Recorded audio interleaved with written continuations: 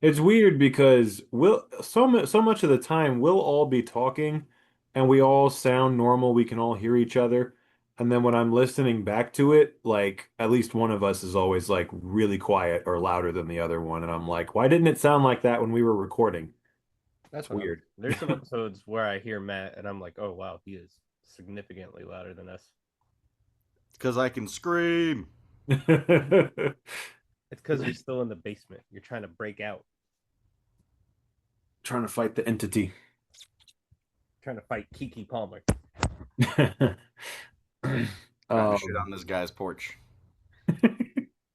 Also, Matt thinking that Sam was serious. I don't I, think he I honestly didn't know for a second. I was like, you know what? I can see Sam shitting off a porch at like like there because was a good so minute there where was a miscommunication when you were sending me your tally of beers. I thought that was like daily, and Oh so I thought no, you no, drank no, no, 16 beers in one day. And I no. was like, Jesus Christ! I was like, you know what? At there that were a point, I'd lot be of miscommunications because there was the shitting on the porch thing, which Matt thought you really were doing in that moment. for a split I second. said like, no, he's referencing the movie, and Matt was like, well, he told me he's drank 16 beers today, so he might be shitting on the porch. And I was like, 16 beers, Jesus Christ. I No, wouldn't have put it past you, to be honest. It just didn't seem But no, like I it realized. from Well, it I didn't realized seem once he like got it to from like, your text that you were that drunk. So well, he got to like 33, and I was like, oh, it's a tally of every day, yeah, not for my just. vacation. Yeah, yeah. Yeah, I that's see. what took me a second. I But was like, oh, that and then you watching Little Girl from Down the Lane. What's wrong fuck with you, you, man? fuck you. Like Hey, you know very what? You I know what? have clearly. At least I was never. there. At least I was there both nights Yeah, and ready to go. that So is fuck you. fair. Sam, I think Alec Baldwin owes you a visit. Yeah. Oh, fuck you. I will say though, Matt's dementia is definitely getting worse because Sam, I'm going to tell you something. Uh, Matt did not remember, if you can believe this. He did not remember until I reminded him the other day that Aunt May died in the last Spider-Man movie. Yeah. I, see, I was thinking, I was like, that really goes to show how little I care about the MCU nowadays. Is that just He like sent me a give a shit? picture of Aunt May, the shot of Aunt May's tombstone from the trailer, and said like, "Dude, I just got spoiled." And I was like, "What the fuck is the spoiler?" I was like, What is it?" He's like, "Aunt May died," and I was like, "Bruh, she died 5 years I ago in the totally last forgot. movie." It also did say 2024 on the tombstone too, and I was like, yeah. But I was like, I don't know. I don't know the continuity of That these was the moment where I films. was like, I think he might actually have dementia at this point.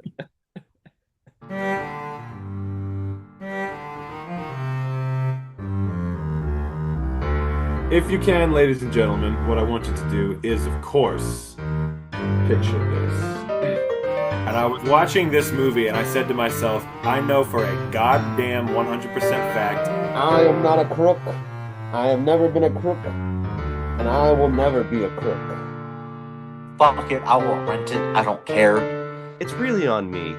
As James Cameron said, the Navi hang dong like donkeys. This is the 3 for 3 podcast. Oh, you motherfucker. How does it end? What you gotta look up is why is the internet debating whether Nancy Reagan gave good head?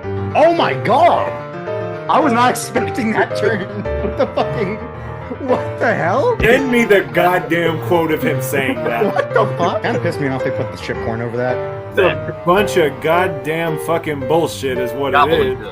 Bags up, everybody. Bags up, feet up, coming through. There have been a lot of times where I tried to slide it out without breaking the cookie. Didn't quite work. Like, don't put this shit on us. I was like, look at it.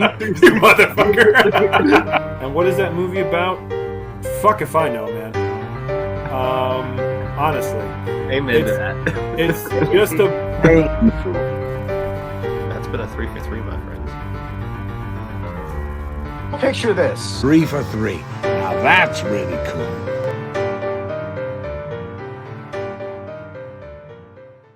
Welcome, welcome, welcome, one and all, to yet another episode of 3 for 3. I am your host this week, Mr. Jackson Workman, and I am joined, as always, by my two lovely co-hosts, Mr. Samuel Holler and Mr. Matthew Patterson, the two bums whose lateness and whose dementia and whose, just fucking delayed this My episode by dementia a didn't week. affect anything, Your okay? dementia affect the first night. No, it didn't, because you If still Sam couldn't get had been on able Wi-Fi. to, if Sam had been able to show up that night, we still wouldn't have been able to record. Because We at could least have done two movies and then woke up and done the other movie. Sam's situation wasn't his fault. I can't say the same for you. Dementia is nobody's fault, Jackson. Fair Blame enough. that shit It's on me. actually Hoover's Huh? Hoover Dam. Ah, the Hoover Dam is responsible for everything bad. I think we can all agree The here on number this one source of podcast. mercury leakage into our water system in America. And that's what's causing my memory loss. Exactly. Damn, it really is all connected on the 3 for 3 podcast. Wow. But yes, Matt didn't want to get any dick, and Sam went on an odyssey of sorts, which we'll talk about next week. But this week, we have three very interesting picks that we are now all caught up on. And boy, it's going to be a wide range of movies this week. This is some of the fucking highest stakes we've ever had on the show. Not to call back a masterpiece of a film that I starred in and Matt directed and Sam did the blood effects for. But yeah, no, but the stakes really are high because this has some of the biggest wild cards, I think, that we've ever chosen. Last week we were talking about, oh, this Pandora's box has been open, and it's my fault, apparently. I'm the one who broke it open with Stick It. So it's like, what's even gonna happen this week, bro? Like, are we gonna shrink? Are we gonna be a dick? Or are we just gonna get lost on this highway? Well, I guess it's time we start finding out. And we're gonna go ahead, and you know what we're gonna do this week? We are gonna start with Mr. Holler's pick, and we are all gonna get some goddamn dick in our lives, some tricky dick specifically. Yes. Take it away, good sir. Well, I must say, he is now even further in the Hall of Shame, and we will be doing the Walk of Shame after we get full of some dick and some questionable actions against the American citizens, because this season has been a very tumultuous political season, and we've gotten a lot of dicks upcomings and shortcomings, and growth and shrivels. And well, when you're a goddamn set of goddamn 15-year-old teenage girls who are just going on a goddamn school vacation into the White House and you get a little sidetracked, why are you getting the goddamn third degree? But you, sorry, you are motherfucking Michelle Williams and Kirsten Dunst, and you are in for the goddamn ride of your life, because you are not only the number one actresses to come out of this era, you are the number one people who have the secrets, who have the goods, who have the greatest edible recipe to ever exist because of a brother who invented Quaaludes, who led to Wolf of Wall Street being the success that it was, and B, because y'all are deep throat. But because nobody knows who it is except for two individuals, two goddamn motherfuckers, Will Ferrell, and the first of two Gilmore Girls people to come onto this season, the GOAT, the spearheading factor of Trailer Park Boys jail, Bruce goddamn McCullough, the GOAT beyond GOATs, one of the funniest people I've ever seen in my life. They're on the case, much like Robert Redford and Dustin Hoffman. Dustin Hoffman. Thank you. All All the right. President's Men. I know the movie at least. I was sitting here thinking there is absolutely no chance that Sam is going to get both of their names right. But yes, y'all know, because you're going to start walking the president's dog specifically, that he's a bad man because you are infatuated with him, and you build your wall, your shrine to him, much like my Philip Seymour Hoffman shrine. And you're going to hear a voice recording of him kicking and beating his dog, because this movie does have dog abuse, just a heads up. And so you go on your mission to take him down, to expose him for the criminal that he is. And clear all the lies as truths about the Watergate scandal because y'all are two badass goddamn teenage girls going on this adventure. Y'all are having the time of your life. Y'all are having your highs, your lows, your middle grounds, and you're making a difference in life. And that is the 1999 Andrew Fleming film Dick, to a very loose description because I was all over the place with that, per usual. So, if you could picture the dick, picture it down here. So, When are you going to show us your dick, Sam? You're a cock teaser. it's You've been teasing it all season. You got to do it. it's the award we're going to be handing out on our 100th episode special. He's Everyone's coming gonna up, get folks. a golden Samuel penis. It's coming, and so will Sam. Indeed. Mhm. Because it's the summer of Sam, folks. We're living. We're living it again. God help us all. Jim Well, Brewer, Matt, he's fine. Matt, I'll let you go. Well, having to watch this very last minute, Having to, you piece of shit. I'm just saying. I'm just saying. It's not a choice. And I threw this on, wasn't sure exactly what to expect other than I knew it was about Richard Nixon and it had Kristen Dunst and the other person in it whose name is escaping me right now. Michelle Williams. Michelle Williams. Great. Yeah, that was crazy because at first I didn't recognize her until I saw the credit and I was like, oh shit. I didn't realize this was going to be like an All the President's Men parody kind of for like a good 90% of the movie and then 10% of it is like them living their life in the 70s. But yeah, I was here for it, especially Will Ferrell and Bruce McCullough as the two reporters. I was laughing so hard because like I was like, All the President's Men kind of is like that. Like Dustin Hoffman's character is kind of just jumping on his case, and when he's just like staring at him from across the the room with like the phone on, I was like that legit. And then there's like a part where Bruce McCullough's walking over and he just like puffs up his hair a little bit, and I'm like, this is some good shit. I thought the cinematography was great, like the way the camera. It was very like it didn't feel cheap. And whoever played Nixon, who I know I recognize him, but again, it's like I didn't look Danny up. Daya. Yeah, he was great. Perfect casting on that one. Funny fucking movie. Ryan Reynolds jump scare. Don't think we mentioned that yet. Ryan Reynolds jump scare. Yep. I thought Ryan Terry Reynolds Garr him big. like was gonna be the jump scare, and I was like, no, I like Terry. Not in a bad way, but I was like, yeah, that's cool. She's kind of in the movie though. And then he popped up, and I went, oh, that's the jump scare you're talking about. Harry Shearer returning too. Yep. What do you think, Jackson? Well, I gotta be honest. There was a little bit of indecision on Sam's part last week. In the span of A about little bit of indecision. in I picked like 30 movies in the span of an hour. in the span of about 3 minutes, he picked about five different movies. And I think honestly it may have even been less than 3 minutes. I think in the span of like 2 minutes he picked five different movies. And this was the one he settled on. And the first thing I did when I saw that this was his pick, was basically just throw my hands up and say, like, what the fuck have I done? I should have I should have just said that I liked Stick It. Like this is my fault. Like, what the fuck is he picking? Like, I literally didn't even respond to the text. I just was like, why the fuck am I gonna have to watch this goddamn thing now? What is this shit? So yeah, I was not exactly thrilled to like get started on this week's picks because that was maybe how I thought about two of them because I just wasn't sure what I was in for. And then I sat down and watched this. It wasn't the thing I was planning to watch that day, but it was the only thing I really had time to see. And you want to know something, boys?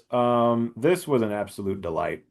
I absolutely loved this. This was my exact brand of just very funny, goofy, just I miss these kinds of movies. I'm not gonna lie. Just like these silly little parody movies that, that are just so intentionally just kind of goofy and dumb and weird and just like it was so fucking funny. Just the whole idea especially for the time when people didn't know who Deep Throat was yet, is just so fun. Like, what if it's these just two dumb teenage girls who just accidentally fucking, brought down the president? Like, it's hilarious. The whole thing is hilarious. It's so charming.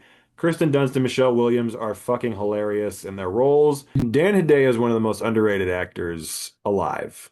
This is undisputed.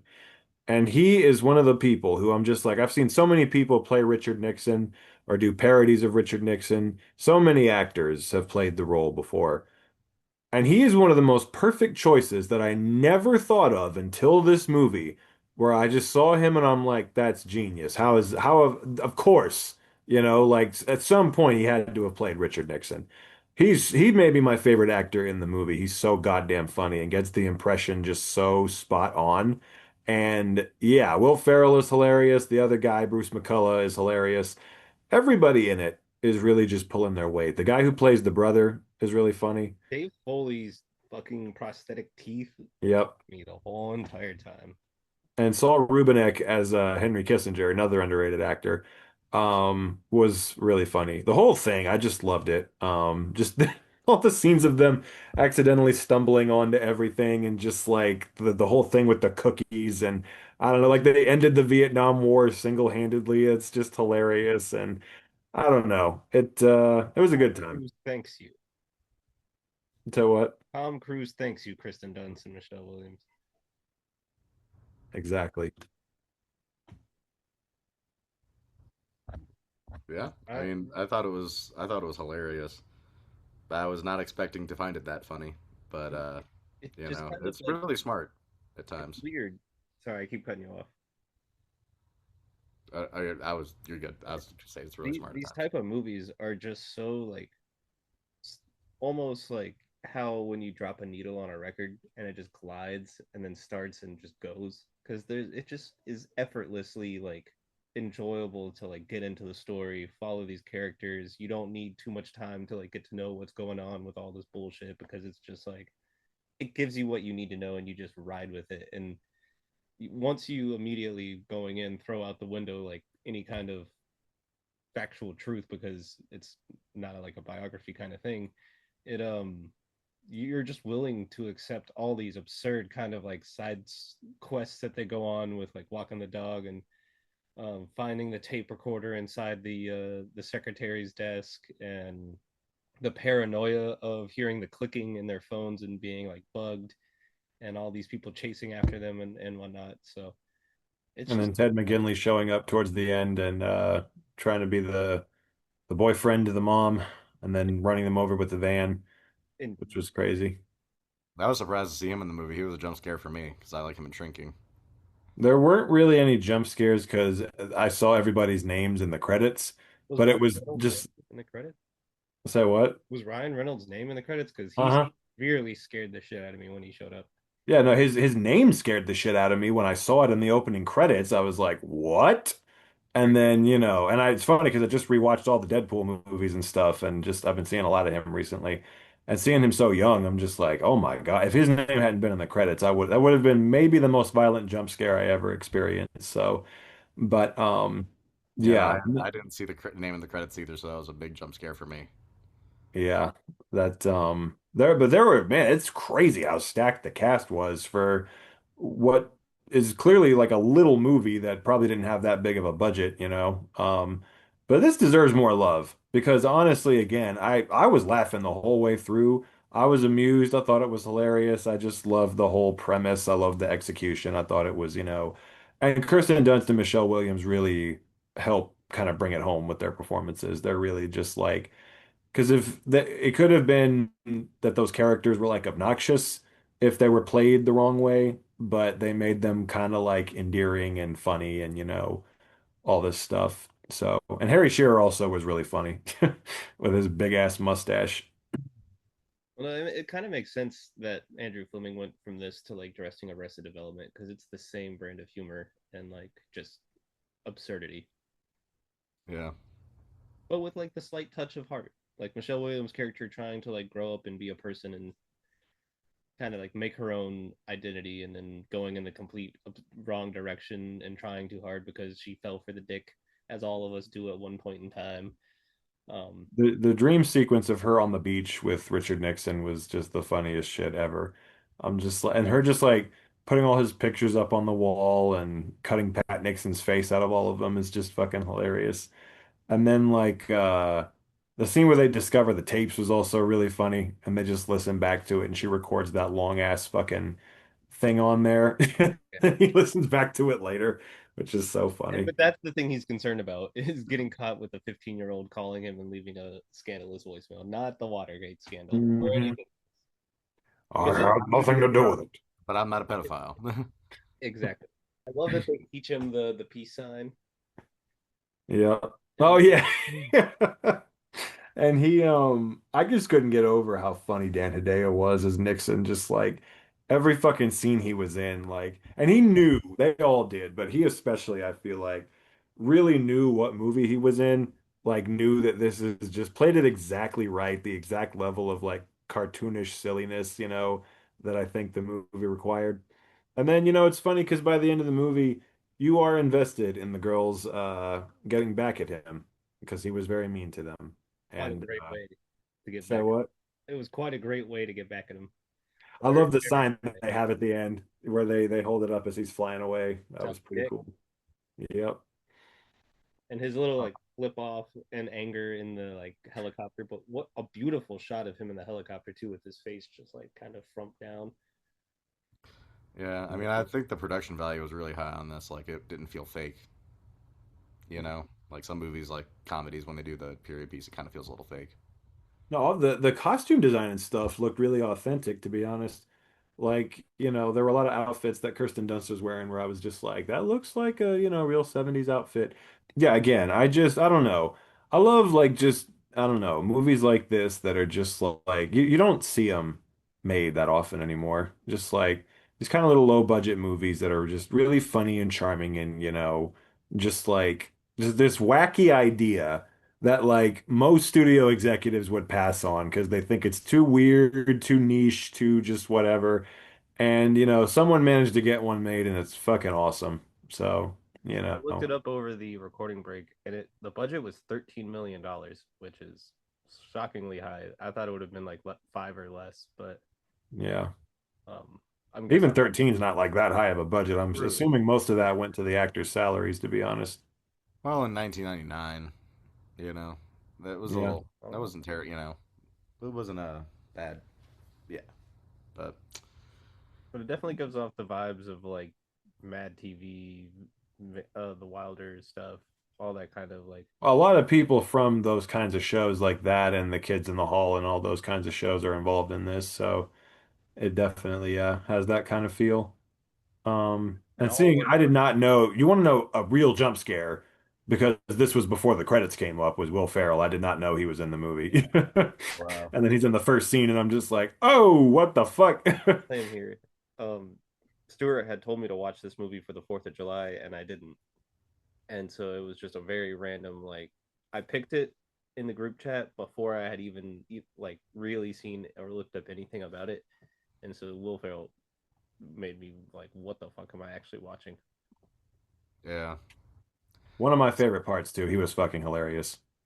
he was Some great. wild old He wasn't playing like he was playing like Will Ferrell, but not like he was playing more straight Will Ferrell, which I thought is funnier than. That's what surprised me is how straight he was playing it. I was like, okay. Like, the thing about Will Ferrell that I love is like whatever he's doing, whatever character whatever mode he's in, he commits to it 110% and just doesn't break. And I just like that he did that here because it worked. the shot of him and Bruce McCullough when they like succeed and they're walking down the office all like cool and like doing that made me think of the other guys through and through for some reason, and just his relationship with Mark Wahlberg kind of Hmm. mainly because like Bruce McCullough with the hair and everything looked like him in that. Yeah, the idea of them like actually hating each other and Bernstein just like intruding on his fucking story was so funny. Mm-hmm. Yeah, And it's been a while since I've seen All the President's Men, but there were scenes that I remembered from that as I was watching this and being like, all right, they kind of redid that scene pretty faithfully, you know. It's the one where they're like, if we count to like 10, that's a confirmation. And you don't say anything, that's a confirmation. Yeah. That's straight out of the President's Men, and I was like, kind of like, this is genius. And then just the scene where he's talking to him on the phone for the first time. I was like, this is exactly how I remember it in that movie pretty much. Like, and the scene with them in the parking garage, I was like, they just looked similar and yeah. And then them being followed by the plumbers was fucking hilarious as well.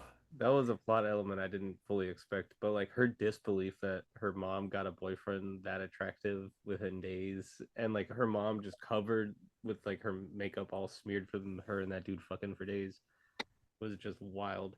And then of And course then like a spy. them averting nuclear war by just having them bring cookies into the room with the Russian guy and all the cabinet members and everything was fucking amazing.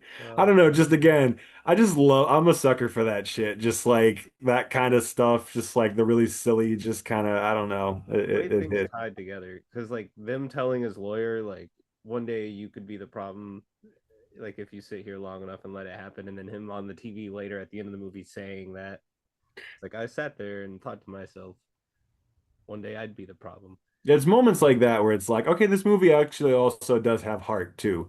Where like his little character arc was like, was pretty cool. Um, and God damn it.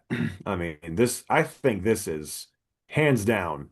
Well, it's up there with the most villainous and vile that we have seen Tricky Dick on this show. Black Dynamite was up there. That one and this are tied, I feel like. But yeah, Wait, this is he fourth was or fifth? truly despicable here. This is fourth, right?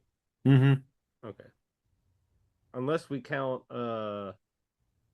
Point Break. That is the fourth. Point Break, Born on the Fourth, Black Dynamite. And No. this. Okay, yeah. All right. We'll have to Yep. introduce a fifth one soon. Eventually. Time two's nice, guys. Oh shit, yeah. Is he in that? Hmm. Oh, it's been a minute since I last saw that. Yeah. But okay, that could be a possibility. Or the Oliver Stone movie, of course. Yes, indeed. That could also happen. But yeah, it is weird. Old Tricky Dick has been with us since the beginning, and he's weaseled his way into our hearts in a way. He's Still a watered knowledge. into our gate. As he weaseled his way into the hearts of many Americans back in the day. Exactly. Four Yes. more years. 4 more years. But not Ron Kovic, and not these No, girls, no. and not Black Dynamite, and not Johnny Utah. Exactly. They know the truth. They know So the do truth, we. as do we. You know those pictures people do where they put like old celebrities around like a poker table, or like gangsters from all the different gangster films around a poker table. They should do that, but with like Johnny Utah, like the two girls from this, Ron Kovic, and In his just wheelchair. yeah, in his wheelchair. We and need to just make that have- picture somehow. Yeah, but just have Richard Nixon's face on the wall in the background. And we're gonna hang it up. I'm gonna hang it up above my wall if I manage to make it. If you're an artist out there willing to take commissions, let us know. Yes, hit us up. But yeah, I don't know. Again, I was really, really kind of dreading this week, because I was very skeptical of both of your movies. And, this was the first one I saw, and I was like, oh, God damn it. But I was very, very pleasantly surprised. I was like, okay, you know what? This is actually a lot of fun. I genuinely had a ball with it from start to finish. Was laughing the whole way through. And, Kirsten Dunst, I think this is her sixth time on the show. That's wild. So she is a true Hall of Famer at this point. And I don't know their name, but don't fault me on that one. The composer of this was the composer for Spider-Man 3 and certain Mark parts of it. Isham? Oh, Christopher Young? Oh, no, Mark Isham did another movie. Never mind. Did he? He might have done The Little Girl Who Went Down the Lane. God damn you. For those of you out there suffering with dementia, just know that it is manageable and it can be treated. No, it can't.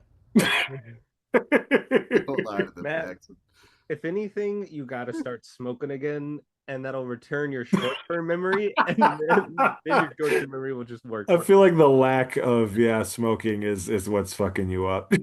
My brain is like starting to remember a lot of older shit, and it's like throwing out all the more recent shit. It's like, wow, I'm remembering all these things from childhood, and then it's like anything 4 months ago didn't happen. One would think that you could never ever forget Dick, but I guess so. Mm. Fucking dog abuser. He is, man. We might get See, that's why I'm saying he might be the most despicable here that he's ever been, because he kicked that dog. There's going to be a lot of dog abuse in the To next. paraphrase Robert Loggia in one of the other picks this week, there are a lot of things that I can tolerate, but I cannot tolerate dog abuse.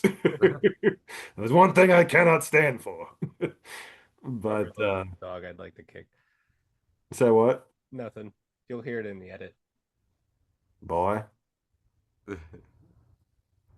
I'm on to you. I'll reveal it whenever we talk about yours, whenever that may be. I'm on to you. But well, do we have any more thoughts on Dick?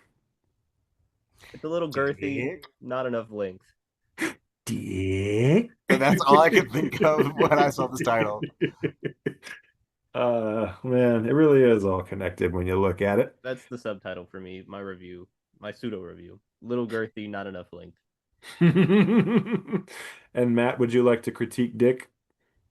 Should have been circumcised. There you go. I love it. These two girls were American heroes, and God bless them. Mark Felt is a poser.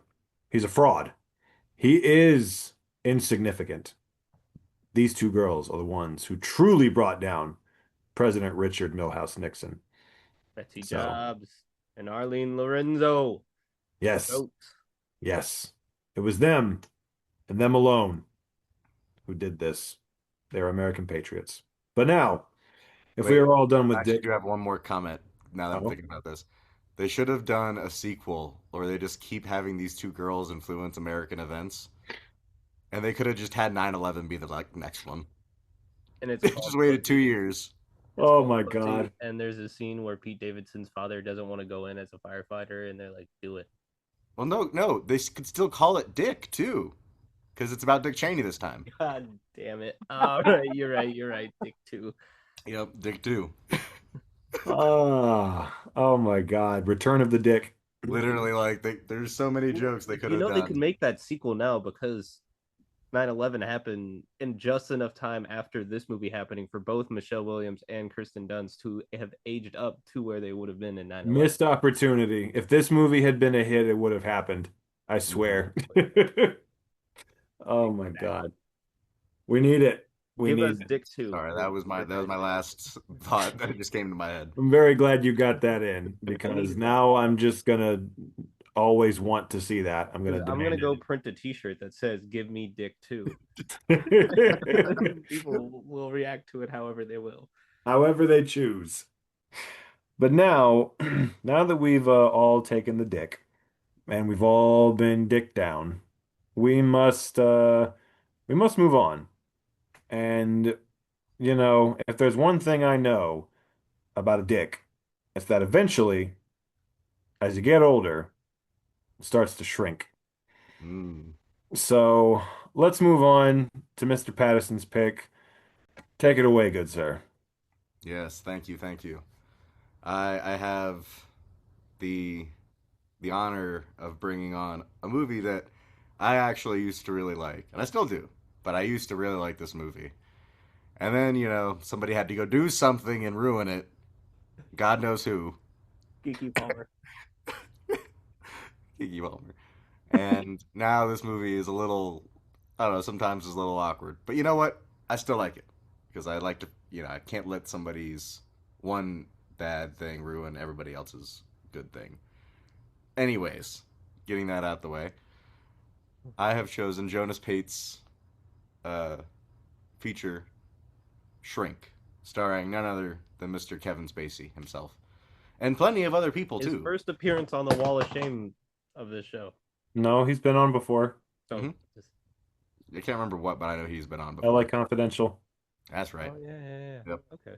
except for he has a much bigger role in this. But still, this movie called Shrink is about a Hollywood therapist who is dealing with his wife's death, which may or may not be a suicide, by smoking a lot of weed while he deals with his patients. And along the way, he gets a new little patient named Kiki Palmer, who is not a star like every other patient that he has. Saffron Burrows and her country singing husband, Robin Williams, as Jack Holden. You piece of shit. Look You goddamn modern day Odysseus. we This all get movie that. was a Trojan horse, and Robin Williams was the man inside. Yep. That's how One it of the most connected. violent jump scares of my fucking life, and you knew goddamn well that it was going Yep. to jump scare me, and you said nothing. Yep. I You kept my mouth monster. shut. Yes. You broke Zeus's law, goddamn it. He was your siren song while you were strapped to the mast. That's Robin. You're the admiral in this case. Exactly. Um, and I feel bad because his name is escaping me. But the guy who played the agent, who Oh, Dallas Roberts. Yes, Dallas Roberts, Underrated fucking actor. amazing. Yeah. Underrated actor. And Mark also Webber. there's Jack Houston as well in this movie, who is like you said last week, Jackson. Compared him to Colin Farrell. He's playing Colin Farrell in my Yeah, mind. pretty much. Yep. That honestly makes so much sense. Um, but yeah, and really it's and there's also I forgot about his cousin, who's trying to be a screenwriter, or not cousin, god Webber. cousin. God brother. God brother? I thought it was god cousin. I thought they was making shit up at one point. I was kind of like, this is funny. But anyways, god brother. And the movie on a surface level makes you think that it's just really about Kevin Spacey going through this tragic thing, but really it's a sprawling like narrative about many people trying to get what they want, and even the people who have like a small role often have like at least character development, which I liked about this movie. I like the way it was shot. We were talking about how they don't really make movies like Dick anymore. I feel like they do kind of make movies like this sometimes, but it's just not as often. Like this kind of came and went. And I was watching it, I was like, yeah, this is a really well shot movie, like really well lit. I enjoyed the shit out of it. Sad as fuck. I love the weed smoking as a coping mechanism. You haven't brought up who sells him the goddamn weed. Ah, yeah, and then I forgot his drug dealer Jesse Plemons also Just has a playing, character playing development. Todd again, basically. Yep, his name is Jesus in this movie. And yeah, this movie is just it's very interesting. It's very heartwarming. Especially the ending is very heartwarming. Very pretty funny. Pretty fucking funny. We got Robert Loggia in it too. Yes. Least I First forget. appearance this week. The first of two, which That is was crazy. completely unintentional, I might add. I totally forgot he was in this until his name popped up in the credits, and I was like, oh yeah. And then Gore Vidal for like one scene. Who also returns from Bob Roberts, Yep. Shit. and who Kevin Spacey was supposed to play in the movie that never was. Yeah, That's you're right. true, yeah. Damn. But yeah, and sad fucking movie, but also very heartwarming. And the dog also dies in this one. Spoiler alert. Man, that is a theme, isn't it? Because that's also going to carry over into next week. Yeah. Yep. A lot of dead dogs. We got to get John Wick on here. Honestly, Defoe supremacy. put it into the dead dogs. Marley and Me. Ooh, good dead dog Definitely down trilogy. to watch that. I'll pick the Clifford live action movie. I know he doesn't die in it, but I'll be like, well, any dog He's that dead big's gonna inside. have. I was like, any dog that If big's we gonna do a have heart dead failure dog- this sooner or later. If we do a dead dog special, I'm picking Where the Red Fern Grows. Oh, not bad. I think Jackson's frozen. Yep. Oh damn. But yeah, rewatching this We time. should I do was a Does the Dog Die special. Wholeheartedly. Speaking of dick, this computer sucks dick. Fuck you, IBM, aka Big Mama. We Exactly. love You. Big mama. I still can't believe I did that. I can't. to quote the movie Shrink. Jackson, you're gonna throw a fucking crab cake in your Wi-Fi's face. I'm gonna take a shit on Bill Gates's front door. Yep. And he'll step in. Yeah. I mean, this time definitely the highlight for me was the agent, Dallas Roberts. He was just great. He was. I thought he was gonna be an asshole the whole time. Then by the end of the movie, he comes around and he's bringing people together, helping his assistant get her dream job. Good dude. Good dude. Keeping Uh, pregnant women employed. yeah. And just that scene when they do the intervention and he tells everybody about his wife killing herself was like really well done in being like dramatic and also just fucking hilarious when he's like, I'm gonna go take a big hit off my self-medicating joint and go get some KFC because it's finger fucking licking good. I just, I don't know why. I just love that the way he says it. But yeah, and that is basically Shrink, and I will let you guys take it away. Samuel. The only time I had seen this before this time was when we double featured this in Funny People. And so it was like a weird kind of mix of comedy and sadness and whatnot. And the only reason I haven't like reviewed it again on Letterboxd is because I'm trying to decipher what my original Letterboxd review meant, which was that this film is proof that Kiki Palmer is the reason Robin Williams killed himself. I don't understand why I said that. Oh, because of what she said in the like lobby, which was like he'd like make better movies or something like that. Oh, okay. Okay, yes. There we go. Of And he course, just got Oh, that must have at the time been my ice water moment where I fixated on a very tiny, very obscure aspect of this film. Um, but the scene that gets me is when he tries to record the audio for the book about happiness and just like it's almost like what the fuck is the point kind of like feeling and his just puffy cheeks from his depression and abuse of substances and everything just really make you kind of like see the depression and like feelings of this character. I do feel like the movie kind of teeters out in the second half, or at least my interest really kind of started to drop after all the cards were kind of dealt until the very end. Because him smoking embalming fluid and just slowly getting more and more sickly looking really was like effective for me. Um, but yeah, it's a fine movie.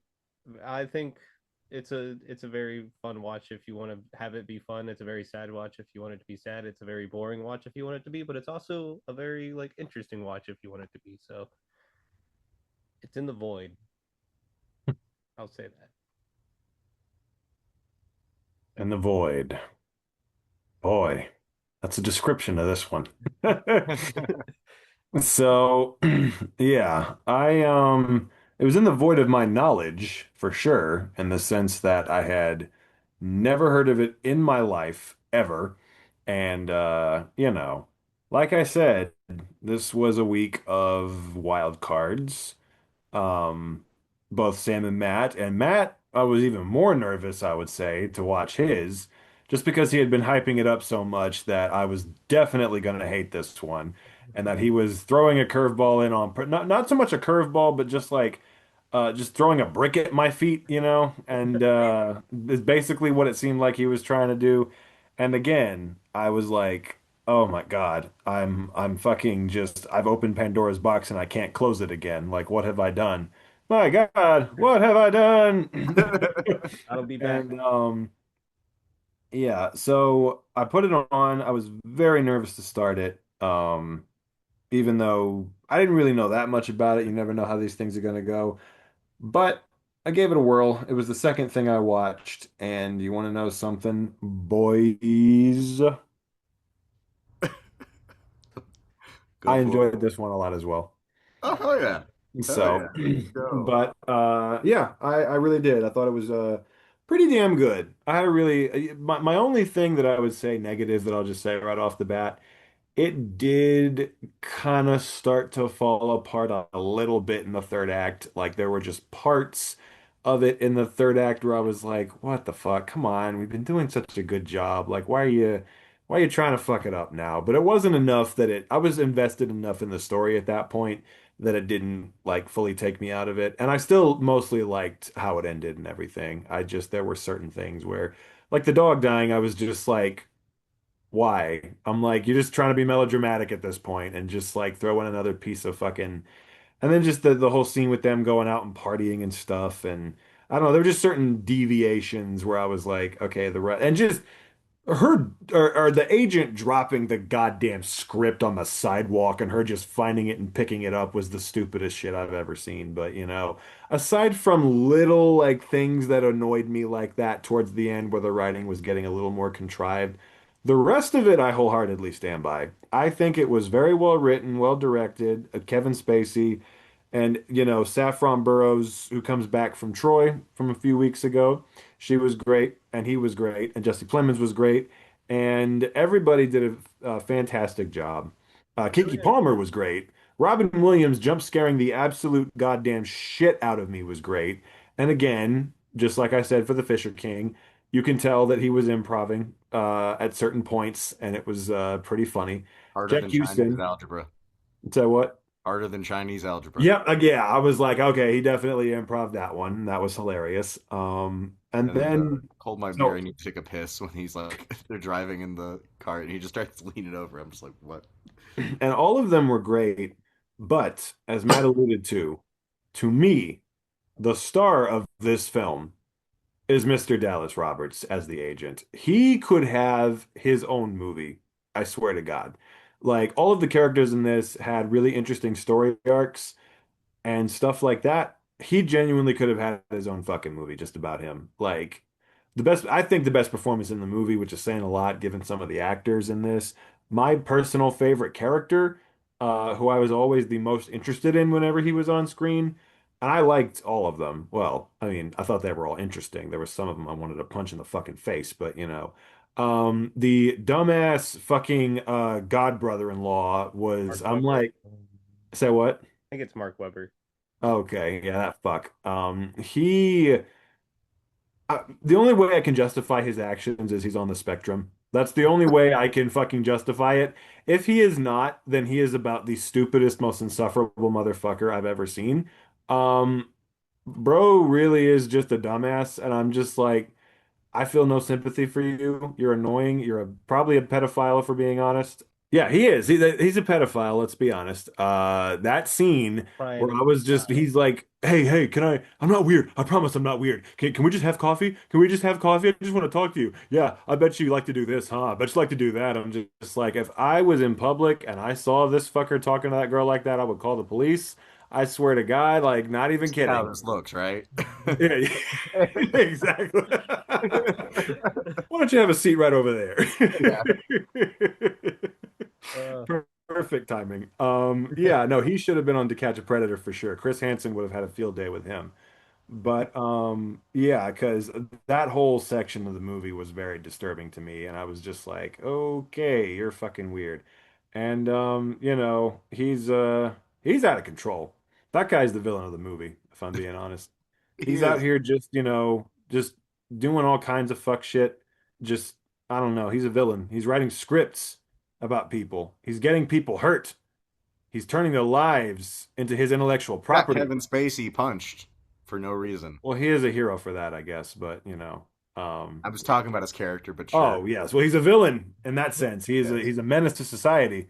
He's having his neighbors turn against his longtime therapist. Also, He he's a is terrible upstairs neighbor because, like, him throwing that computer on the ground, I'd be so pissed off. I'd be like, it is 12 a.m., go the fuck to bed. exactly, and he Goddamn can't meeting on write. him. He can't write at all, and he can't. He's banging pregnant women in parking garages. I mean, just like the man is he's completely uninhibited. He's out of control, and he is the That, true Kiki, villain of the Kiki film. that's Palmer's how you know he fine. can't write, is he can't even have his own child. Jesus. Well, neither can she, in fairness, True. It is her because sister. she was a surrogate. Yes, true. But yeah, and like you said, Matt, what I liked about it was like because Kevin Spacey's story was interesting. I really liked his arc and his journey, but like I did like that it was more than kind of an ensemble movie about all these different characters and stories and everything.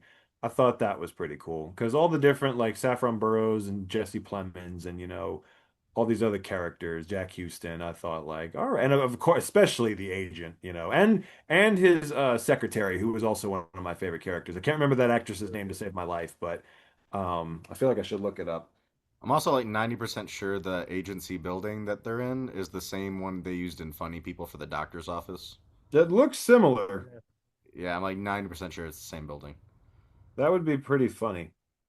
Hmm. Um, but yeah, so it was a risk, it was a gamble, but I did like it, and I am kind of upset that you know, That this you're director did not go on to really do a whole much. It seems Pell James, that's her name.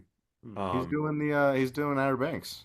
That's doing bonkers. oh, that's right, that's right. I guess he is now, but I remember looking up his other movies and stuff, and I was like, oh, it doesn't look like he did that much. That's cool. Yeah. I just remember throwing this on back when I was like in like, probably early high school, late middle school with my dad, like in the apartment and being like, "Oh, let's just throw this on. It's on Netflix." And then being like, "Damn, this was really good." Like I did not expect it to be that good. I will also say this. I've never in my life been more just like in the first minute of the movie, just like this is a Matthew Patterson pick if I have ever seen one. Kevin Spacey as a middle-aged man, smoking weed and being in a midlife crisis, sitting on a stool and saying, happiness is just fucking bullshit anyway. Who the fuck cares? I'm like, this is the most Matthew Patterson pick I've ever fucking seen. And it was good. Weirdly, I really ended up, I was very pleasantly surprised because I was expecting the worst. when when Matt showed this to me, neither of us were had smoked weed at the time, so it was just weird that we were had such an affinity to his character's like personality and situation. I mean, I watched Jay and Silent Bob. We watched Jay and Silent Bob too before we smoked weed. True. So hmm Um, yeah, it was again, yeah, I thought it was all the arcs were really cool and just like I was invested in everybody. And, everybody was really it felt like this was something that you can tell everybody who worked on it really believed in it. And Kiki Palmer too. She was one of the best characters in the movie. I believed her 100%. Like that was a real person that she was playing. Like that really because you see, kids in movies sometimes and they don't feel real at all. And this felt like a real person who would really be responding this way to what she's going through. And also, Jesus Christ, that scene.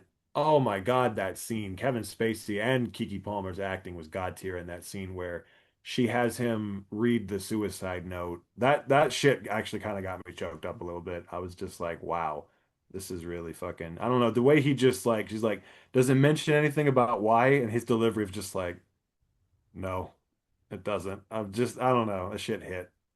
yeah, I love when he tells her like you can no longer see me, and she's just like for good, and he was like, well, you know where to find me. I know it's like hell yeah, that heartwarming kind of like touch of when they've grown as people enough to where they are more than just this relationship of therapist and patient, but they are friends who can benefit each other's lives.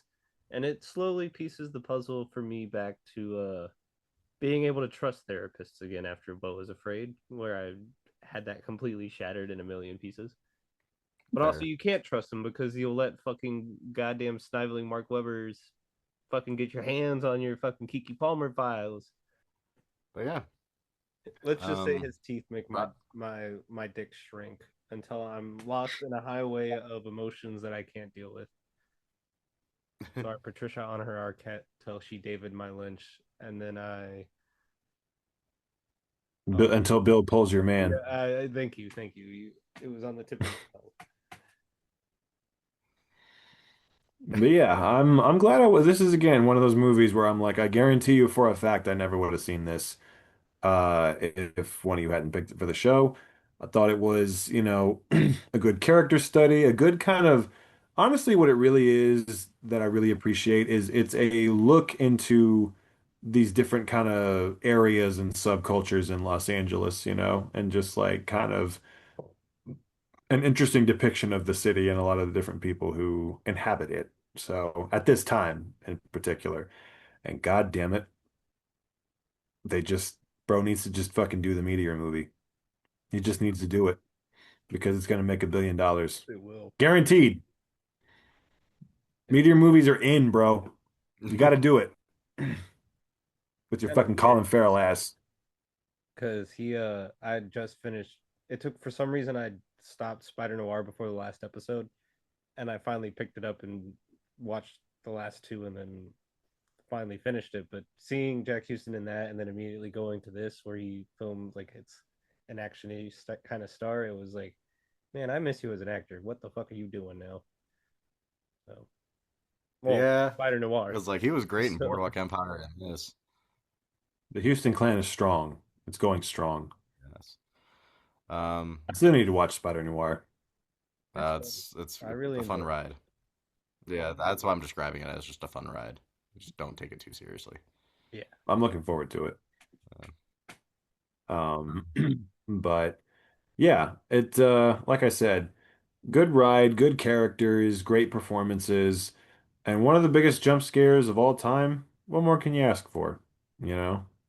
It Yeah, He's not a and Robert sucker. Loggia, who we haven't really mentioned yet, like talked about that much. Not like a huge part, but he was good in his few little scenes. when he comes out of the hot tub and spews the water up, always makes me laugh.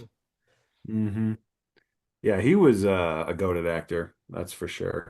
And I love how he's become kind of a meme recently with "Get the fuck out of my store."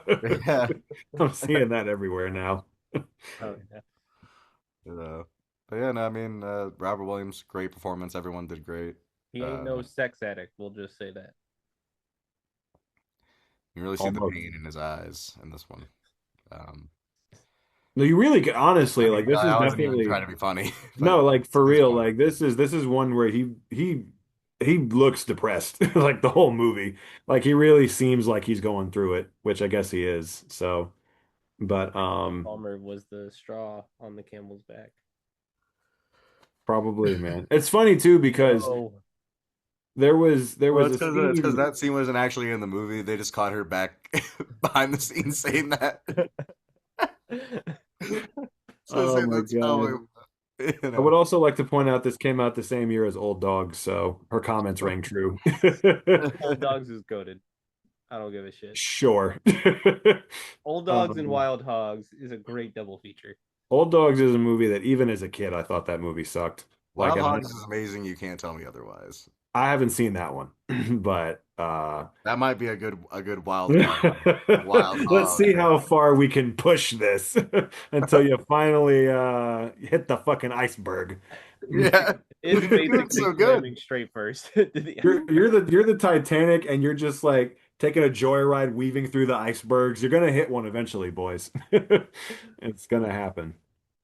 Oh But man, I want a Wild Hogs episode for sure. yeah. I was about to spoil one of my later episodes. Mm. But yeah, oh, guess what? After the next few weeks, my first curveball is coming. I'm finally doing it. So Yeah. that'll be fun. Um, but and you're neither of you are gonna see it coming, like at all. So, but yeah, I think Sex in again, the City, the movie. so what? Says you said Sex in the City, the movie. I'll never tell. To be fair, I Yeah, would never no, have seen that coming. I Sarah don't know. Jessica Parker making her return to the podcast after a long time. It'll be his revenge for making him watch Twin Peaks. But that was It a reward. was. Yes, that was an unexpected reward.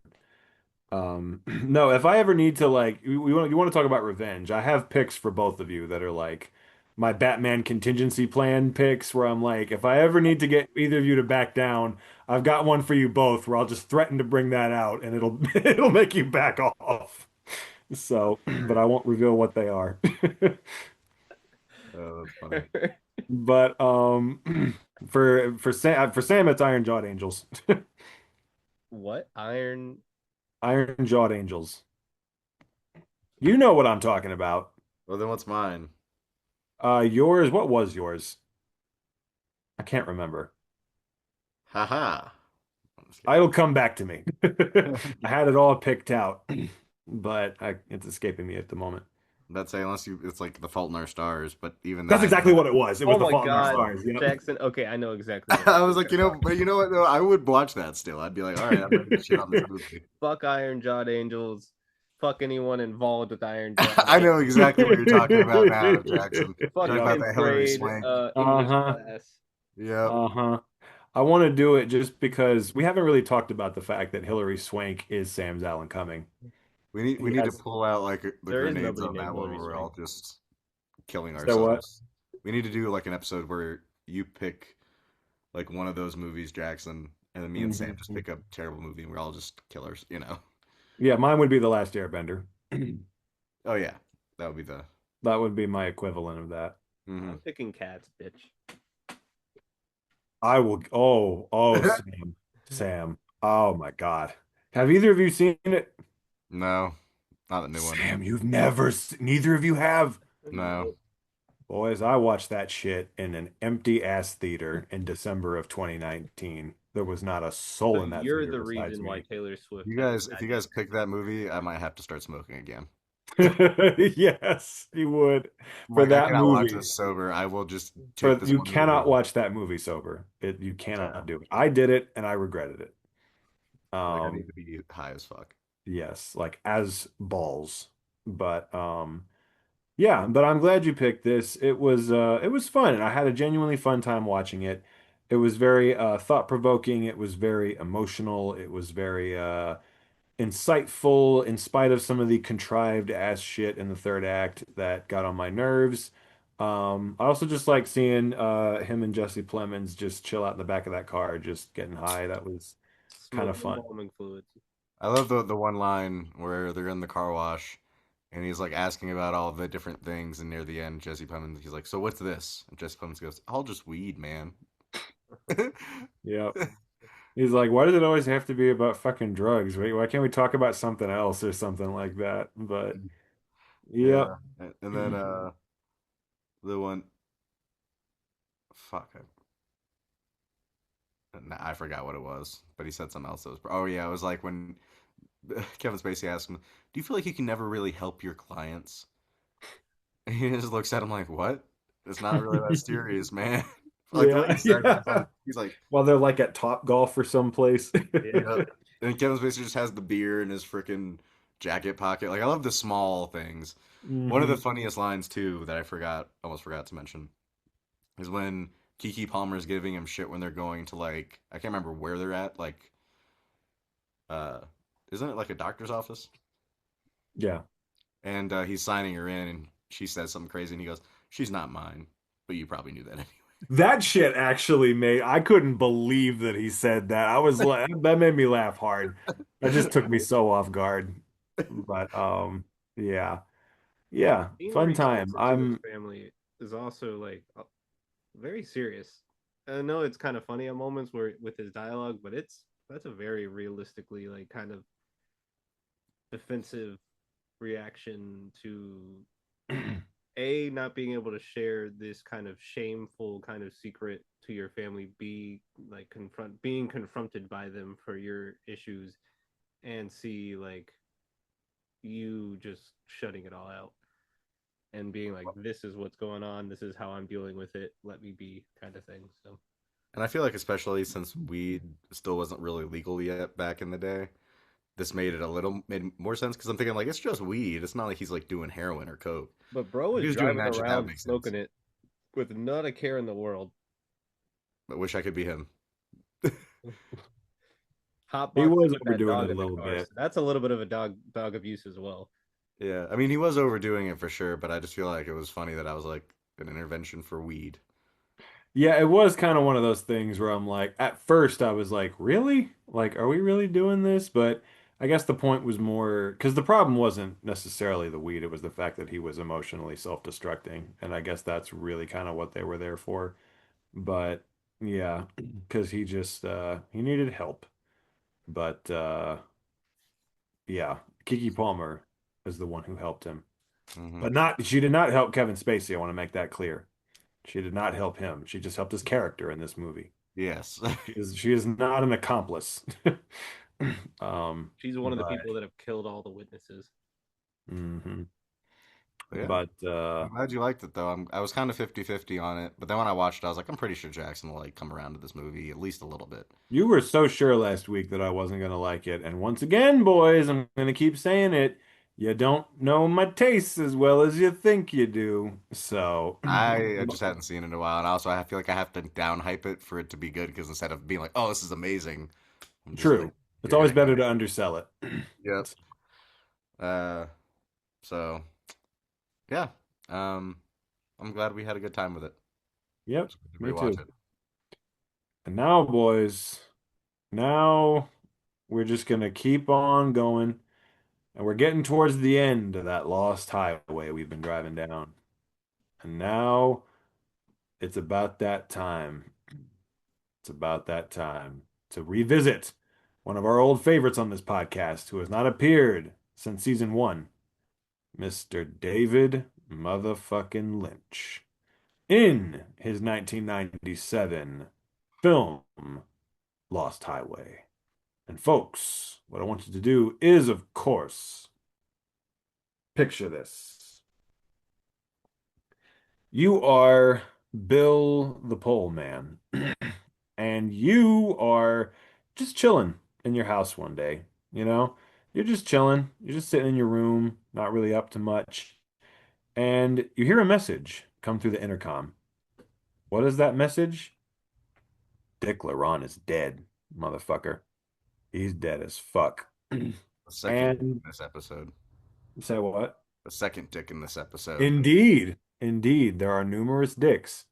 And Dick Laurent, he's dead. That's all you know for now. But pretty soon, oh boy, he's not the only one that's dead. Pretty soon, your wife, played by Patricia Arquette, well, she's dead too. And guess what? You killed her. That's right. You fucking just you haven't been yourself lately. All these strange videotapes have been showing up to your house, and you've just been a little out of it as a result. You don't know what's going on, you're scared, and frankly, you're just kind of a weirdo. Just kind of in general. And one day you wake up, as we all do at some point in our lives, and you get a videotape showing you over your wife's dead body, and her blood is all over her hands, your hands. My Again, an God, experience what have that, you done? my God, what has he done? She should have worn a pad the night before, but you know what? Rookie mistake. Yeah, not his fault for not looking. Life of a saxophone player. Mhm. He's like, I'm just gonna Fingers go are down there and deadly push some weapons. buttons, and blow. That's right. I want to see his performance at the fucking bar in Twin Peaks season three. That's what I want to see. Mhm. But it was never meant to be.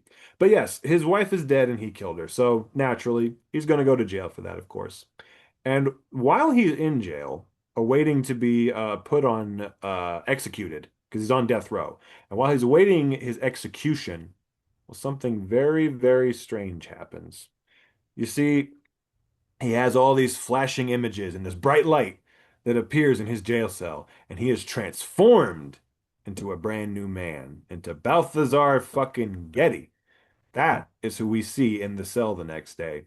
And no one can explain this. No one can explain how he got there and Bill Pullman disappeared.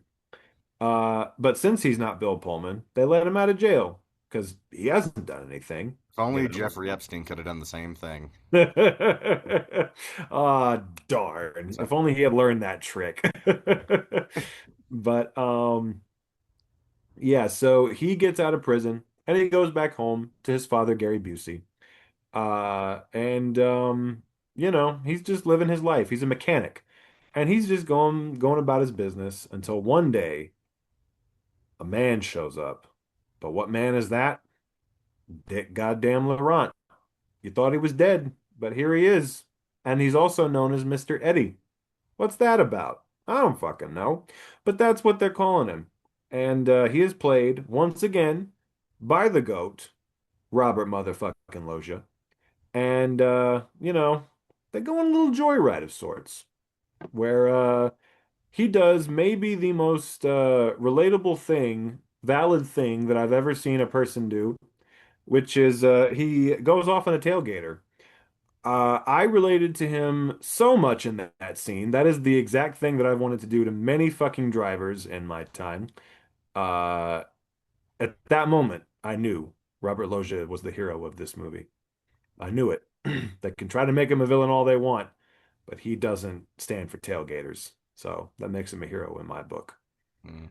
But once he takes care of that tailgater while they're out on their little joyride, um, he brings his car back to the shop, a shop that is owned, by the way, might I just add, by Richard motherfucking Pryor of all goddamn people. Rest in peace to the goat. And yes, yes, Ooh. indeed, there he is, who Yes. I've been watching a lot of his stand-up recently, and hot take, he was goated as fuck. But I don't yeah, know if that's and a hot take. also He is undoubtedly goated as fuck. I'm being sarcastic, Sam. Okay, sorry, that went over. Did you actually think I was serious? I wasn't sure. Okay. I've seen a lot of people who hate on We're him just for gonna sail right past that okay. one. I've seen a lot of hate for Richard Pryor in my life, but I've From also who? seen a lot of love. From who? People online being like he promoted drug, uh, like how he was like selling drug as like a cool thing to be doing. Okay, well, anyway, yeah, no, I mean, that is the least hot take of all time. He is considered by everyone to be the greatest comedian ever. So, yeah, very funny man who makes a little appearance in this movie, Sorry, as does sorry. another goated actor, departed actor, Mr. Jack Nance. RIP to that motherfucker. Last movie he was ever in. Last time he and Lynch ever worked together. So very significant in that way. But these aren't the only people in this garage, because who has Robert Loggia brought with him? Why, Miss Patricia Arquette, of course, but she's blonde now instead of a redhead. But how is that possible? She died. Bill Pullman killed her. I mean, killed the fuck out of her. How could she possibly still be here? And how could she be blonde now? Well, Sorry, I can tell you. I'm just looking at Sam and I'm like, I don't know, Sam. How did she become blonde? I thought she was a redhead. Do enlighten us, sir. Let's just say when I was a child, I had that kind of blonde hair. Yes. Comes back in waves because I'm slowly Benjamin buttoning. Ah. Does the carpet match the drapes? That's my question. Yes. Okay. It's more of an ombre, but yes. I see. But yeah, she's there. And she, man, she wants to fuck. She wants to fuck Balthazar Getty. Like just right off the bat. Just wants to fuck. And that's what they do. They fuck and they fuck and they fuck. As one of the detectives says, guy gets more pussy than a fucking toilet seat. One of the best lines in the movie. And he's also fucking his girlfriend at the same time. He's fucking everybody, man. This guy just gets some every fucking day. But the only problem with that though is that if Robert Loggia finds out that he's fucking his girl, ooh, it's gonna be trouble. He's gonna It's stick that gun all the way up his ass, until it right comes out to of his his out of his fucking, mouth. and then Much he's gonna like blow his fucking brains out with much it. like Mind Game. Mm-hmm. Mm-hmm. Very similar. But it's going to be that exact scene pretty much. And Yep. so in the midst of all this, they're going to try to rob this porn producer and get away with the money to escape Robert Loggia's wrath. But things don't go according to plan. Not at all. And I should also mention that during all this, one of the most important actors in the film, Mr. Robert Blake, as a very ghoulish man. And, art imitates life or art predicts the future because, in a movie about a man murdering his wife, it's very interesting that Robert Blake has a part in that, Yep. eerily foreshadowing real life events. But, They yeah, say the actors get immersed in their role. they do. He was studying Bill Pullman's role and he was like, ooh, Yes, I this role speaks to me. This Well, I mean, character speaks to me. Lynch did say this movie was inspired by OJ, so. He did. It's true. It's cyclical. Mhm. Wife murdering is cyclical, Hmm. as we've all found out. If the glove does not fit, I well, you quit. know the rest. Ah, You must have quit. must have quit. Well, you see, the thing is, he's pillaging that village. Robert Loggia ain't gonna have no fucking shit about it. Indeed, indeed. But yeah, all kinds of fucking crazy ass shit goes down. And, it's a typical just David Lynch surreal nightmare fucking movie with all kinds of weird shit that you don't fucking understand what it means at all at points. And then other points you think you might know, and then other points you're just like, I think, yeah, I know that, but I don't know this. And just, it's a lot of fucking goddamn shit going on. And it's a lot. That's a whole lot, boys. And we're gonna get into it. What did you guys think? You want to go, Matt? So this is the second David Lynch movie I watched as a kid. The first one was Blue Velvet. Happened to be on IFC channel. Watched that. And then I saw this on VHS at The Last Word, so I got it because it looked pretty cool. I watched it in like middle school, maybe like end of middle school. Had no fucking clue what the fuck I was watching the whole movie. Hey, you got plenty of titties, so it would have been okay for you at the time. Fair. I was okay with me this time. British Arquette, goddamn, call me. Damn, it's our second Arquette in 2 weeks. Yep. We've had three of the Arquettes on the show at this point. We need to get them all. Yes. Actually, no, we've had four. Lewis is the only one we haven't had on yet. Yeah. Huh. We've had Rosanna, David, Patricia, and Alexis. So Yeah. now we need Lewis. And the Infinity Gauntlet of Arquettes will be complete. Yes. But man, this one was crazy. I think this is his most rock and roll kind of movie. Just with the crazy like jazz scenes, jazz club scenes, and some of the music choices. But it's classic David Lynch, you know. A little more murder mystery. I think Jackson and I were talking about this last week a little bit. I feel like Kyle MacLachlan could have played Bill Pullman's character very easily. Like they look damn. I was like, damn, they could be brothers. I was literally like, why the fuck didn't we get Bill Pullman as Cooper's like older brother or something in Twin Peaks?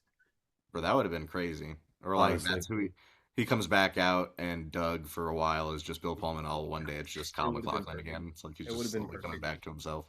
If they had still been working together at this point, Kyle would have 1 billion% played that role. Like, without question. Um, but yeah, I mean, it takes a second to get used to. But I will say I had to watch this at work on Monday night because I thought that I had watched all the movies.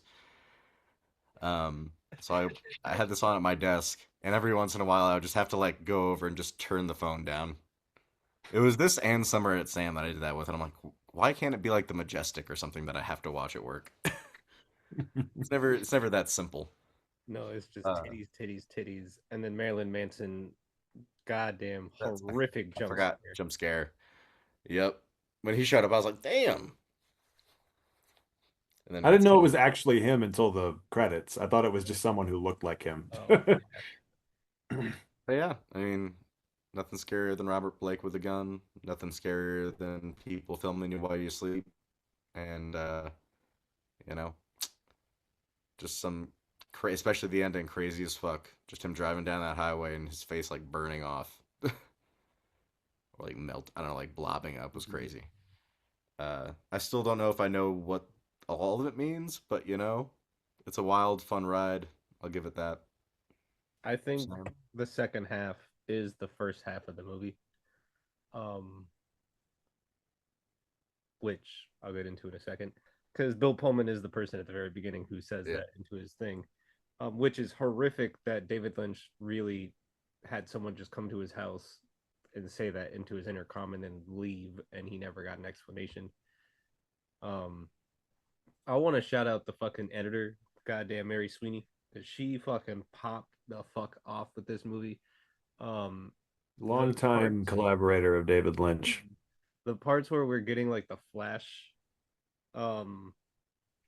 flashbacks of Balthazar's like what happened on that night, and his head just starts like splitting in half and stuff like that. I love the way that that was filmed. Um, this movie, much like Mulholland Drive, has some very upsetting audio. I feel like it's so quiet at points and so jarringly loud at others, which is why Angelo's score is fucking goated. Um, but also it doesn't hurt that you make your main character a saxophone player, because Bill Pullman fucking kills this whole thing, and his emotional complex of having like the inability to have sex, but also like this enclosed kind of cocoon of feelings and emotions and reasons for being there, and everything's just closed off. I feel like it's the most just like you're banging against this wall trying to get in and like learn what's going on, and it doesn't want you to know that information, and I really enjoy that aspect to it. um but it's funny that you picked this right after Spun, with the way that Nikki and him were driving down the highway and it was shot. Well, that's exactly well, this was already on my like list of season four movies, but seeing that scene in Spun was what made me go like, all right, it's time. I got to pick that movie. And Yeah. frankly, the whole second half, which I was not prepared for, switching like whole characters, I was like, it almost lost me at that point. But by the end of it, when he switches back to Bill Pullman and the dude fucking falls and the glass table goes straight into his head, it shot That up shit there. fucked me up. Like, it is one of my favorite David Lynch watches I've had in a long time, and is up there with some of my favorite stuff that he's done. So I really enjoyed this. Um, yeah, this was man, I because yeah, I had been wanting to watch this for a while, and then seeing that scene in Spun is what made me finally just go ahead and pick it. And it's funny because I was almost the reason that the episode didn't happen last week. I was nervous that whole day that it was going to be my fault that it didn't happen because long story short, my debit card expired and I couldn't get a new one until several days afterwards. So I was planning to rent this, but I couldn't because of that situation, which is why Sam rented it on his Vudu. But then even still, when I was trying to set it up, I couldn't get it set up. I spent like an hour trying to fuck with it because the audio on Sam's Vudu when I plug it into my TV fucking sucks, and I couldn't hear it, and I was trying to do all this bullshit, and I was like, God damn it, I'm not going to watch this in time if I am even able to watch it at all today, which is not likely. And then thankfully, I finally got it to work. And then once I started watching it, boy, was it a journey. As David Lynch, he always takes us on a fucking crazy journey. Um, this was a very interesting film. I desperately want to see this a second time because I've been thinking about it, as you often do with David Lynch. Anyone who says they understand some of his movies, like this or Mulholland Drive or Eraserhead, the first time is a fucking liar. You don't. It's impossible. You can't get all of it. The second view, or at least not at first. You got to sit and you got to think about it. Because Mulholland Drive, first time I watched that, I was like, that was a goddamn masterpiece. But do I understand everything that happened? Fuck no. And I sat there and I thought about it. And with this one, I've been thinking about it for close to a week now. And the more I think about it, the better it gets. I liked it a lot when I watched it. Like, I was invested, even though I didn't know what the fuck was going on for a lot of the movie. I was very invested. I was very intrigued. I was very curious to see where it went. I was interested in just the little interactions that were happening and just the mystery of the story and what was going on. Who was this guy? How did he get switched with this other person? Which I don't think he was now. I think it was him. He just transformed. And there are a lot of theories I've got. I personally, my theory is I think he's in some sort of purgatory.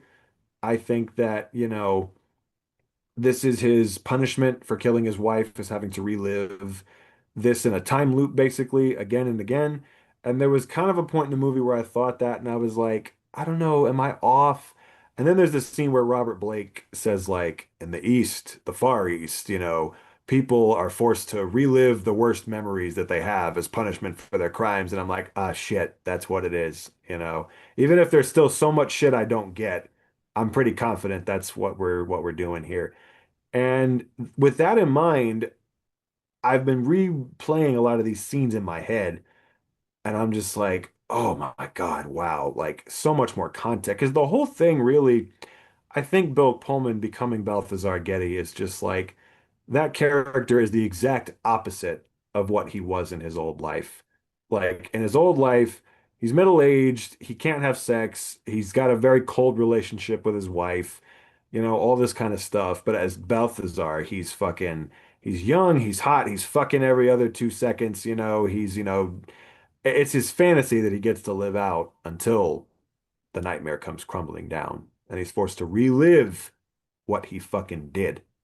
It's my interpretation of it so far, but there's That's so much more weird to it because that I the know I'll get photo, to on a second yeah, viewing. the photo shows both Patricia Arquette's, but then when they cut to the police at the very end, there's only one. So that's where I feel like it's the same person throughout through and Yeah, through. because I was wondering, I was like, is this another person or is it the same person? And then I'm like, does he have like a closet full of Patricia Arquettes that he just like, I was like, it's a David Lynch movie. It's possible, I'm like, it could be the case. But yeah, I don't know. And it's also, I love because again, the thing with Lynch that I love is even if it's like, even if you don't understand it, or you think it's like because I remember, you know, with Eraserhead, there were parts of that movie, not to trigger Matt, but there were parts of that movie where I was like, I don't have the faintest idea what the fuck is happening. But there was no point in that movie, and there's never been a point in any David Lynch movie where I've said there's no meaning behind this. Everything he does has meaning, even if you can't understand it. Because there are so many movies that I do think it's like all the because Beyond the Black Rainbow was kind of one to me, where it's like that was just kind of pretentious, just trippy imagery and ooh, what does it mean type shit. That's just hollow. With Lynch, there's not a single movie he's made where I feel that way. I'm like, it could be the most confusing shit in the world, but I know there's thought that was put into it. And it means something, even if, it's impossible to figure out. And that was the case here. I'm just like, there's a lot of shit that this is a long-winded way of me saying I really liked it, but there's still a lot that I'm kind of thinking about, you know. So And Yeah. it's a thick ass fucking movie. Mm-hmm. I do think it would benefit from a rewatch. I think this one would definitely went up on my like Lynch list a little bit, but like, cause like I didn't like love it for I didn't hate it, but it was like this is not my favorite of his. But I think this went up a little bit this rewatch. I was like, okay, I can respect this one a lot more. And Yeah. I kind of also thought while watching it that Robert Blake was also Bill Pullman as well. Just from the way that he had the gun and then put it in his waistband, and then the next time you see Bill Pullman when it cuts back to him, the gun's in his waistband just like it. Um, Oh, I didn't even notice that. but I don't know if that's like him being him or if Robert Blake is just death or what. But Robert fucking Loja, Robert Blake is the wife killer in Every Man. damn. Good enough. um, sorry if this comes across as rude, but Robert Loggia has a goddamn fucking face that is so carnivorous and animalistic and just kind of like disgusting to me. He is just horrifying to watch.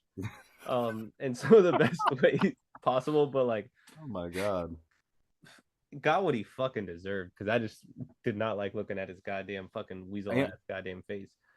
I will say I think like his performance in this versus Shrink are so different, and like it shows Completely. that he can be like menacing and scary and like a monster, and then he can also just play like a really normal person who's got like feelings and Well, and he's his other appearance on our show, Independence Day, where he was much different as well in that movie.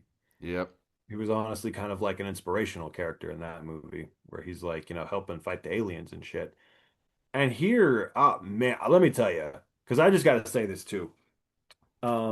This movie, while at times very hard for me to figure out, and at times kind of frustrating with its vagueness, like towards the end in particular, has some of the best shit I've ever seen in a David Lynch movie in it.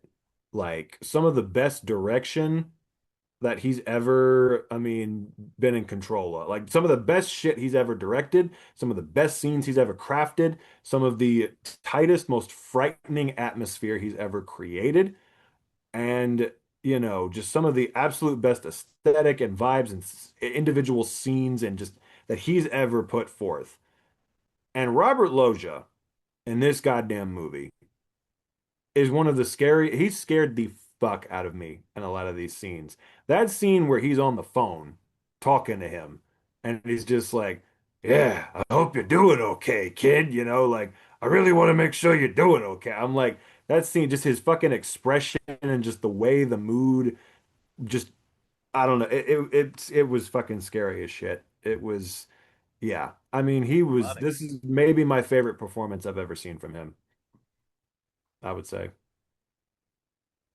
Completely. No, I mean, he was the way they lit him in that part, and then where it pans over to Robert Blake when the phone gets handed over with Bill Pullman earlier when he's on the phone.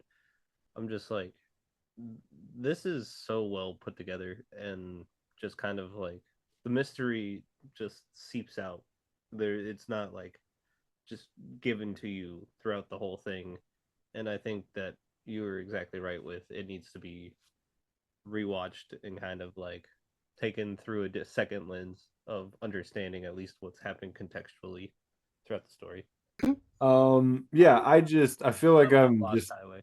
I'm just rambling along, just trying to say that I did really enjoy this movie a lot. I thought, like I said, it had some of the best shit that Lynch has ever done in his career. Some of the best performances. I think Bill Pullman and Patricia Arquette, this might be my favorite performance I've ever seen from her. Why is that, Jackson? Well, I can think of at least two good reasons. He has a chopped body fetish. Well, if I wanted to explore that, Sam, I'd pick Boxing Helena. Well, we can get to that one eventually. We'll keep it in the Lynch family. But That's Sherilyn Lynn. mm-hmm, Okay. mm-hmm. But not Kim Basinger. But we'll get into that if we ever pick that movie. Uh, but yeah, I think it's got some of his best stuff that he's ever done. Great performances from everybody. Balthazar Getty also, and Robert Loggia is the fucking goat. And Robert Blake is a murderer, but to his credit, he is a very good actor as well, and he did a great job in this movie. He was absolutely terrifying. That Well, scene at the party where he's like, "I'm on the phone right now. Answer the phone. I'm at your house." That shit he's genuinely like, unnerved me. I like how he goes, "How'd you do that?" And he goes, "Ask me." That was the That was part where a I fully locked in. I that was was like, a deeply, deeply unnerving scene. Um, and very well done. Also, uh, it should be noted that one of David Lynch's favorite movies is one of our original movies on this show back in the early days, Carnival of Souls.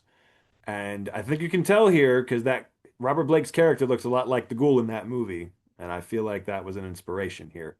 Hmm. So yeah, just great stuff. It's just that there were points, as is typical with David Lynch, where the narrative was extremely confusing and I was just like, what the fuck is going on, But that's always part of the ride. And there's some times where it works better than others, and I think it worked pretty well, especially since like the more I've thought about it, the more I've kind of realized what this means or that means. And I think if I saw it a second time, I would definitely be like, oh shit, oh, it's locking in now. Not that I'm ever gonna, because you don't ever fully like, I'm never gonna fully understand Mulholland Drive. Like, there was only one person who ever lived who fully understood that movie, and that was David Lynch. So, and Billy Ray but Cyrus. yes, and Billy Ray Cyrus, of course. And But Matt Trank. Josh Trank. Josh Trank. Fuck. You're just mixing my name with No, Josh. it's because I was looking at you, and you were the person who discovered with me that dude was was Josh Trank, Yes, that was our like whole thing about this movie our that made Charlie it 10 Day times funnier. board. Yep. We're like, this is Josh Trank, and then it just kept adding up more and more. We said it as a joke just because that's how he looked, and then it just kept adding up. We're like, oh my god, Yeah. Um, That one I'm proud to have on the list. Matt Trank. Matt Trank. Matt Trank. That's how I'm gonna start crediting myself in the documentaries. It's directed by Matt Trank. Um, yeah, good time. I'm glad I picked it. It was it's never a dull moment with David Lynch, that's for sure. Mm. Um, it's always, oh, like I said, you may not understand it. It may even frustrate you, but there is always meaning behind it every time. I'm just thinking, so like, I feel like we're like, man, especially at this time, he's already developed a reputation for like having movies people don't understand. And so he's like, "You don't understand my movies, huh? Well, do you understand these?" And then it's a shot of Arquette's tits, Patricia Arquette's tits. I think we Good can all job. understand this. Honestly, Taking that's it doggy valid. style. Yeah. Well, it's funny you should say that because you want to talk about him just not giving a fuck what anybody thinks. I read that apparently, because Roger Ebert famously hated almost all of David Lynch's movies, and he and Siskel did not like this one, and they gave it two thumbs down. And when they did that, he released a new poster that put that in like giant, like that was a giant part of the poster, and it said two more reasons to see this movie. Oh, And I was like, God damn. You don't give a fuck. I like it. when we finally get to Inland Empire, it's going to be a whole other can of worms. I want to save that one for last. There are now Probably for the three. best. There Probably. are three movies of his now that I haven't seen. It's that, Dune, and Wild at Heart. I want to get to that one last. And I will be watching Dune before Dune 3 comes out. You Yeah. can believe that. All the heart's a little upsetting. Yeah. That one I'm very curious. Wild at heart, I'm picking Peruta Durango. Nope. Fuck you. But yes. Well, do we have anything left to say about Lost Highway? Any theories, any thoughts, any appreciations for anything in the film? No, I just fully believe that the second half is the first half. That could you might have a point to that. Honestly, I didn't think I'm about that. honestly, I see that's the thing. I've been thinking about it quite a bit, and that's not even something I had considered until you said it, and now I'm like kind of low-key convinced that that's true. So, I mean, it's a circle one way Yeah, or yeah. another. I think the whole The thing is a snake eats loop. itself. But yeah, because once he goes back to the big, Dick Laurent is dead. I'm just like, oh shit, it's a loop.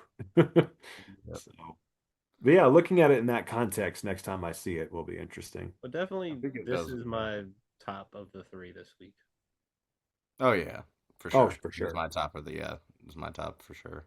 for sure. Um, but yeah, And I I feel hope like you there's all remember that when you're voting in the polls. Remember, they said it. They said it themselves. It's the top of the list last week. nobody's Hey, gonna vote for I don't Shrink. give a fuck. Fisher King is winning, and I'm relishing in it. It is, and I, I'm catching up to you. I'm The close. whale's close. It's But close, but you one just has some keep votes too. outpacing me. Just remember, if they're tied, I am the deciding factor at the end of the season. So if they're tied, don't get too comfortable, especially if it's mine, because that's who I'll vote. But anyways, yeah, I feel like there's a joke to be made here about Robert Blake's character and the guy in the cowboy hat from Mulholland Drive, like going into a bar together. Dude, I thought while I was watching it, I'm like, this is just the proto version of that character, basically. Yep. I was definitely picking that up, and I was like, I can just see them being friends. Well, Mhm. damn, I'm upset now because now that I've seen Straight Story, this was my last David Lynch film I had never seen. Oh, wow. Now it's complete. I'm glad I could pick both and help you out there. Yeah. Yeah. I guess other than the last few episodes of the new Twin Peaks, which I still haven't seen to this day.